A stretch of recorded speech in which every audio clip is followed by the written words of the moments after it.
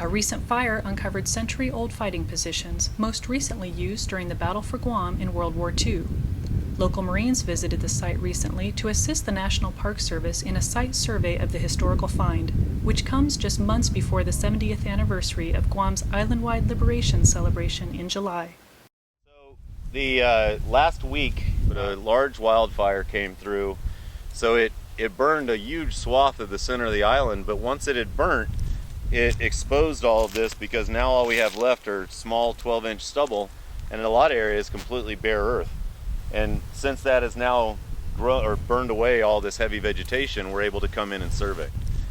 We're on the top of Mount Tenno, and we are assisting the National Park Service in surveying and plotting all of the foxholes and defensive positions.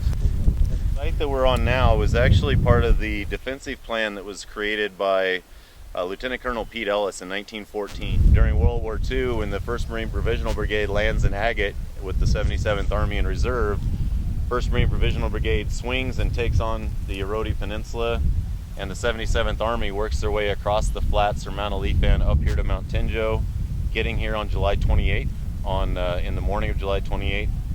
They dig in on top of the hill, which is what we believe to be where these foxholes came from, was the digging in of the Army units. The 9th Marines and the 21st Marines take over Mount Chichau and Mount Tenjo, with an element of the 307th Army Infantry swinging this direction. And eventually they join up with other elements from the 307th that are taking over for the 305th that came up in the morning. And then by 1500 that afternoon, both the northern and the southern invasion forces met here on the hill. And then they dug in here, sent off patrols, and then eventually pushed off from here to take the rest of the island.